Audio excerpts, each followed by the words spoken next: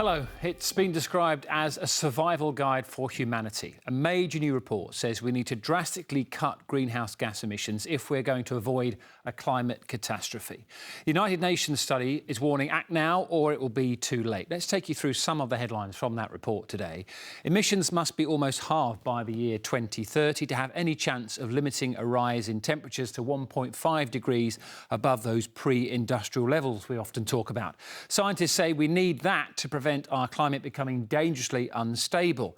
And our efforts will have to go even further than this. CO2 emissions will need to fall by 80% by 2040 and a staggering 99% by the year 2050, which is only 27 years away.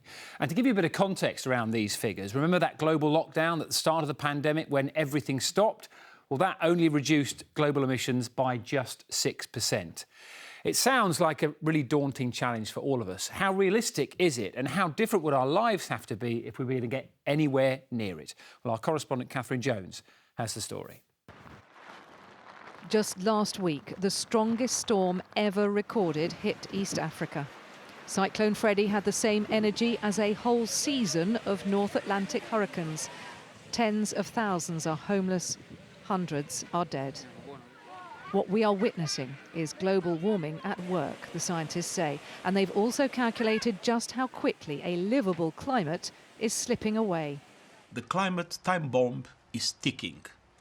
But today's IPCC report is a how-to guide to defuse the climate time bomb.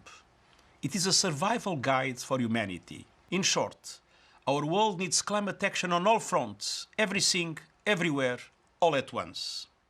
The floods in Pakistan, the fires in California are symptoms of a world that is already 1.1 degrees Celsius warmer due to human activity. But it's not time to give up hope, as today's report also evaluates all the tools we have to get to net zero quickly enough. We have everything we need to act. We know which mitigation options work. We know which adaptation options work. What has been lacking so far is the sense of urgency to implement that. But that can change.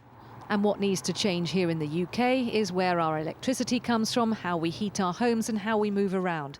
And if the government kicked those changes into overdrive, campaigners say, we'd all feel the benefit. All of these things cut our bills, and all of these things actually lead to cleaner air and a better life, whilst also tackling the climate emergency. So the solutions are in our hands and create big opportunities. We just need our political leaders to take action. As our summer heat waves and our damaging floods testify, the UK will not escape the impact of climate breakdown. With this landmark report, we have all had our last warning to change course in time to make a difference. It is pretty daunting, isn't it? Catherine's in the studio with us now. I mean, last chance is it sounds really important and essential that we do something. Why are we at this stage, do you think? Well, the next big global scientific report on this that tells you everything you need to know won't be published until 2028, because that's how long it takes to sift the research. So that's why I say it's a final warning from the scientists. We are already headed, they say, to 1.5 degrees Celsius of warming by the early 2030s. There's no escaping that, whatever we do.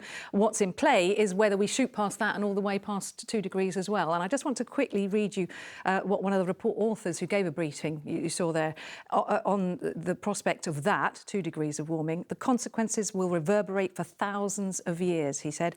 Will we be forgiven and celebrated by future generations, or will we be damned?